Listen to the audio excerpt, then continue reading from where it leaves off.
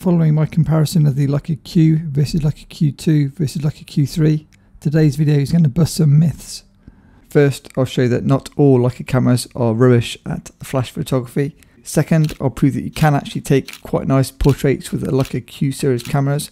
And third, I'll show that Leica didn't tell you the whole truth when it came to the release of the Leica Q camera.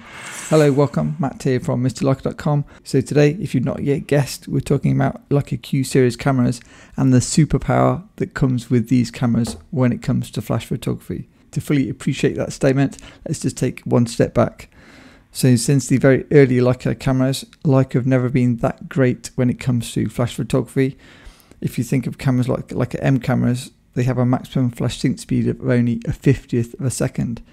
Compare that to a Nikon camera, you can find Nikon cameras that sync at 250th of a second, and that makes it much easier when it comes to controlling the ambient light when you then want to start adding additional strobes and syncing flashes to your camera. When it came to digital Leica cameras, things didn't really get much better. Since the original Leica M9, all Leica M cameras and the Leica CL have all got a maximum flash sync speed of 180th of a second.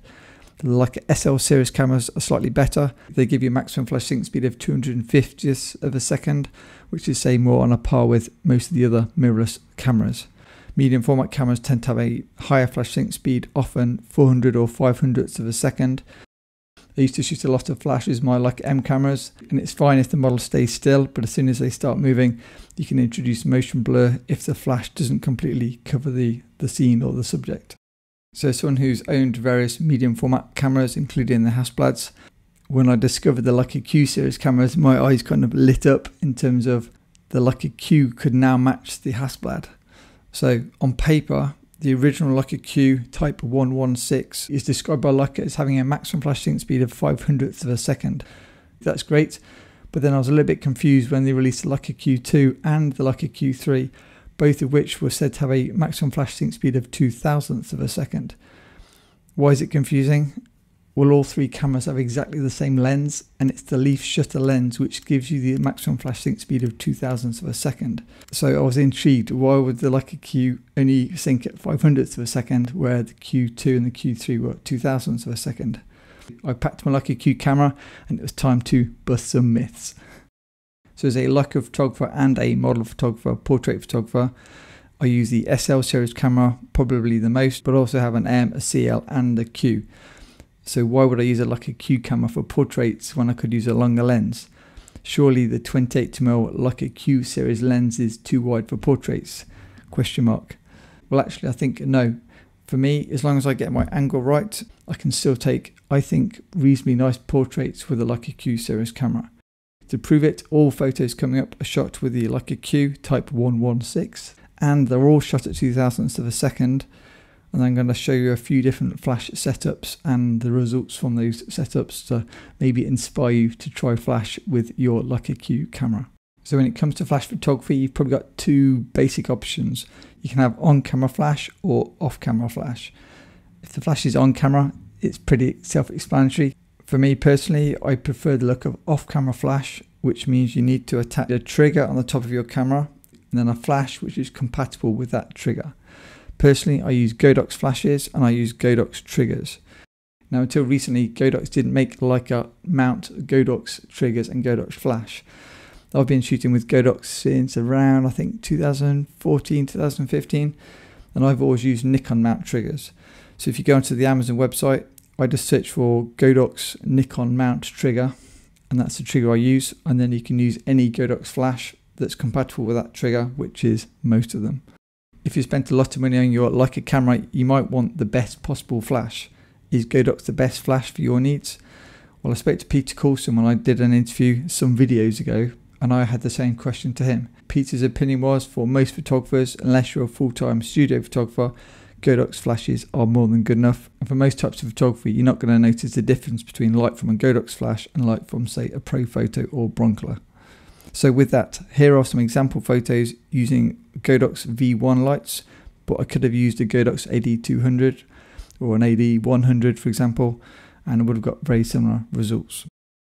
The easiest way to use off-camera flash is to hold your camera in one hand and your flash unit in the other hand. This is very easy when using a Leica Q series camera because you have autofocus. This can be a bit hit and miss because if my angle is a bit wrong, the light doesn't hit them exactly where I want to, but it is a very easy way to work and a very quick way to work, and you have a very minimal kit and you don't need to carry a light stand. Carrying a small flash unit with your Leica Q camera when you're on vacation is a really easy way to transform your holiday photos. Here is a photo with no flash, and here's the same photo with flash added. I use a fast shutter speed, 2000ths of a second, to dim the daylight, and then I popped in some flashlight to illuminate the model.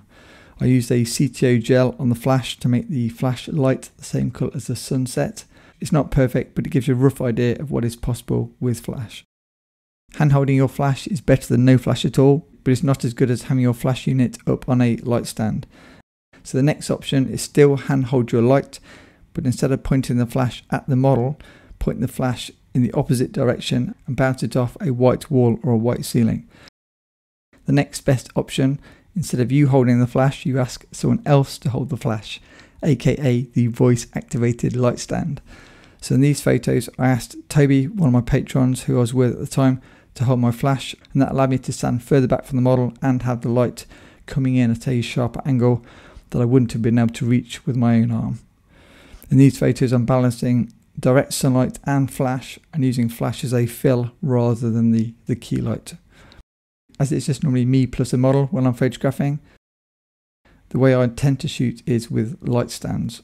All these photos are shot with the Leica Q, this time with my Godox V1 or perhaps a Godox AD600. I was using both. Most of these photos are shot with the flash bare bulb, meaning there's no light modifier between the light and the model.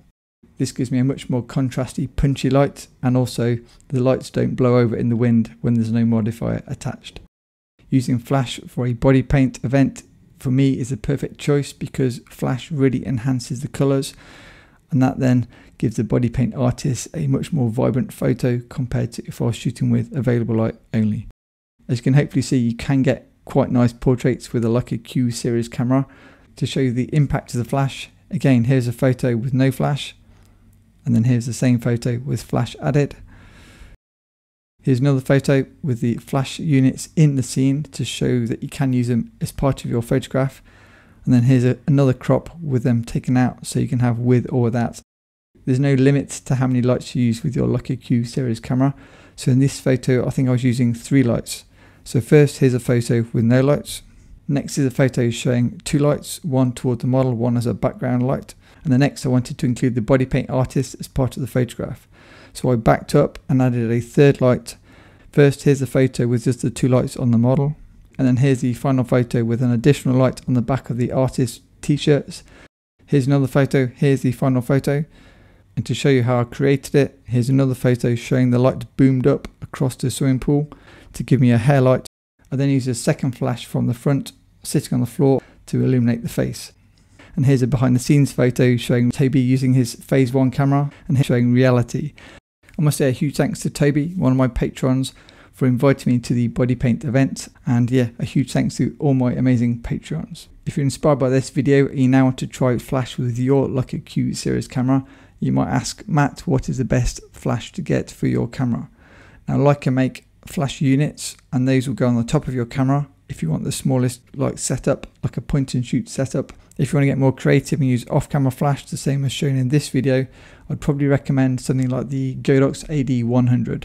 If I was buying a flash system today for a 2 light kit, 2 AD100s, 2 small rig ball heads, and 2 Manfrotto lightweight light stands. You then need a trigger, and just get a Godox Nikon mount trigger and you're good to go. I can put some links below to Amazon. For me, by adding flash, you transform an everyday scene into something way more exciting. If you enjoyed this video, please smash the like button. If you want to see more body paint photos from the last trip, I can link this video next.